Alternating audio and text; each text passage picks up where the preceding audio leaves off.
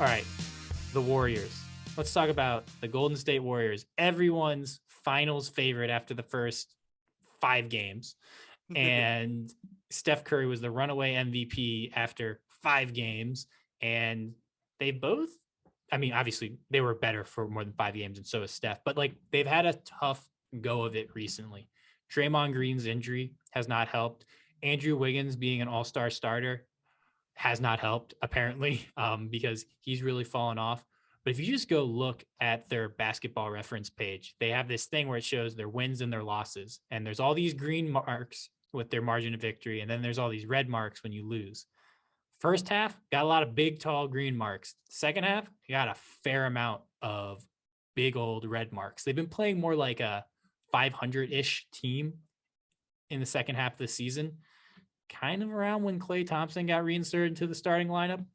So I just want to say, did the Warriors cost themselves a chance to win a championship by not consolidating their, pretty expansive collection of good, highly thought of prospects to go get a real difference maker?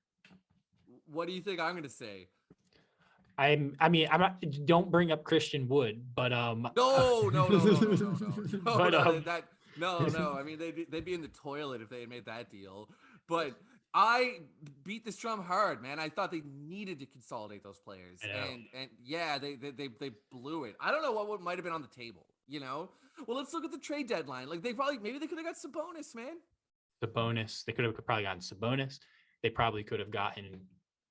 I mean, granted, if Indiana came or Sacramento showed up and said, "Here's Tyrese Halliburton," I don't know if they could have offered a package that's better than here's Tyrese Halliburton. Like maybe you take Kuminga, Wiseman, and Moody, man. Maybe. Yeah, no, I mean maybe, but at the same time, Kuminga probably has a higher ceiling. I love Tyrese Halliburton, and I don't particularly care for Kuminga, but like just due to athletic gifts, he might have a higher ceiling. I'd have to think about it if I was a GM because I like Moody too. No, I think you would think about it, but I think you'd go, well, let's see. They're offering us a guy who's in the second year of their rookie deal for 2 guys that are rookies who like we don't really know what their stats would look like if they weren't basically playing next to like 3 future Hall of Famers and other really high end role players, right? So it's like Kuminga's stats like look pretty good, but I just go, you're basically just asking this guy to run to the rim and dunk, and we all knew he could do that. It's like all the other shit in his game. How good was that going to be? So who else could they have maybe gotten though? Like Jeremy Grant? I mean, you maybe could have done. I'm sure they could have done Jeremy Grant if they offered, 1, 2. You wouldn't even have to offer all 3, and I think the Pistons would have said, bet. Probably Moody and Wiseman. The Pistons. Yeah. That's a pretty good offer for the Pistons. Yeah. Yeah. I think if you made a strong push for Beal, the Wizards might have considered it. Yeah. Now, granted, Beal got hurt, and so that completely changed everything. And because he's a pending potential, he's an opt-out, so he's a potential pending free agent. Maybe they just didn't want to go with that. But I mean, fucking James Harden got traded. Yeah. Like CJ McCollum got traded, right? Like guys that could have made this team better this season and next season, which I think are the 2 most important seasons for him, because I don't project this team really being a finals contender in 3 years. Like, would you? No, certainly not. Yeah. No, not unless Kuminga takes an incredible leap, which is effectively what they gambled on here, which is extremely unlikely to happen, I think. So yeah, no, I think they blew it. I can't understand the rationale behind having like 2 extremely raw, high upside prospects in Kuminga and Wiseman. Moody seems like more of a ready now player, but he's still not getting the minutes really because they're a contender. And then having a bunch of old guys ready to contend, like they should have went out and got somebody, man. Big mistake. Yeah, I do think the whole like we want to be the Spurs. Shut up. Well, this isn't really how the Spurs did it though, either, right? Yeah, like, they got fucking lucky on Kawhi. Yeah, they got very lucky on Kawhi, right? And like they drafted extremely well, and they didn't. The Spurs never did a mini tank to get a Jonathan Kuminga. They got steals. They stole Parker in the draft. They stole Ginobili in the draft, right? They tanked 1 year to get Duncan. And then they were just good for like 20 years, right? Yeah, they were shitty. Got the number 1 overall pick. Got the Admiral, David Robinson, probably one of the most underrated all-time great players. Like, I don't understand why he doesn't get more love. His career was shorter due to like, injury, and then him fucking serving in the Navy after college, like after 4 years of college, like fucking beast out here. Didn't You know what I play. think it is? Yeah, seriously. But I think it's a little bit that, and we're digressing, but that's okay. That he was decidedly worse than either Shaq or Hakeem. So he's like the third man of his era. And That that's the thing. He wasn't decidedly worse. Like obviously the postseason success he was not there. But like if you go look at his regular season numbers, like he was decidedly better in that era than Hakeem and Shaq. And like I think Hakeem and Shaq are probably better all-time players. A lot of that I think has to do with the fact that their careers were longer. They entered the league much younger, and they didn't have like one debilitating injury that kind of made him take a step back to another young player. But like if you go look at his numbers, you oh will yeah, go, you go like, why don't like this dude was he was like he was insane. He was fucking he insanely good. was. Oh, I know. But I guess all I'm saying is like it's gonna be hard to find a popular all-time list that has him ahead of either Shaq or Hakeem. So I think he gets a Yeah. little underrated. I think people underrate how much better he was than Patrick Ewing. You know, like if you're looking at great centers from that era, it's Patrick like Ewing, most overrated player ever. he's overrated. He was really good, but Yeah. like it's like Shaq, Hakeem, Robinson, Ewing, but the gap between Robinson and Ewing is much bigger than the other gaps, you know? Yeah, it's like 1, 2, 3, 4, but really it's more like 1, 2, 3, all very close together. You could maybe have them in any order you want. Like fight me Yeah, on that, but like you really could from that era.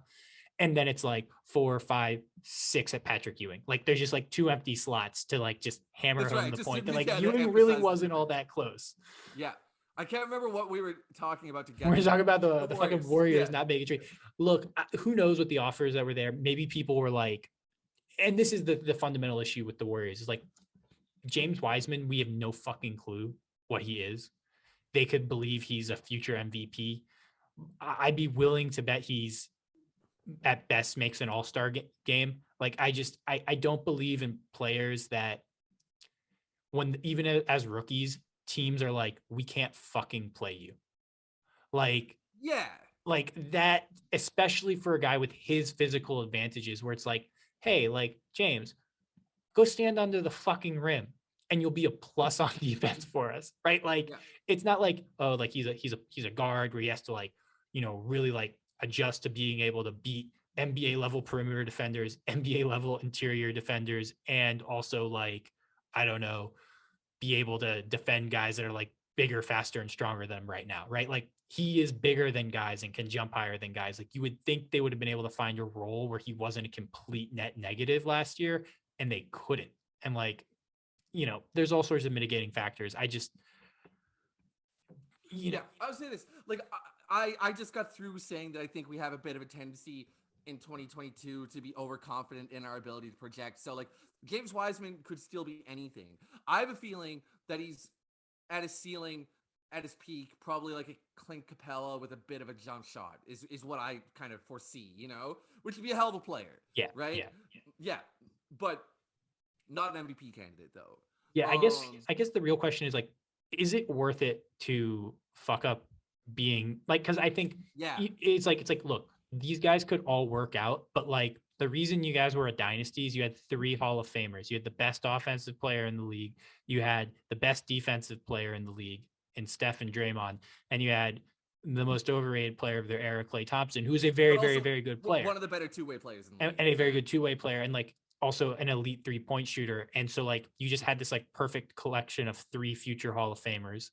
And you're basically saying, well, I think James Wiseman and Jonathan Kuminga could become future Hall of Famers, because if they're not future Hall of Famers, you're not winning you're not winning a championship with them. yeah. Right. It's Like, funny. All told, they're in pretty good shape for the present, and they're in pretty good shape for the future. But the thing is they could have been in the best shape in the league for the present, and instead they're kind of just like in pretty good shape on both timelines. yeah. And I don't know. It's like, to me, it's like, oh, like maybe, I don't know. I just, if the championship window's there, you make it wider. Yep, always And is. the championship window in 10 years might be shut anyways, because Kaminga and Wiseman like aren't the players you thought they were, or like their skill sets don't mesh well, which I could actually see Yeah. happening with those two guys, and you have to move off one of them, right? Or Kuminga's a fucking stud, Wiseman's a bust, Moody's a solid role player, and Kuminga wants off the team because he has no help. Like there's all sorts of things that could happen. Yeah, You know? yeah. Yeah.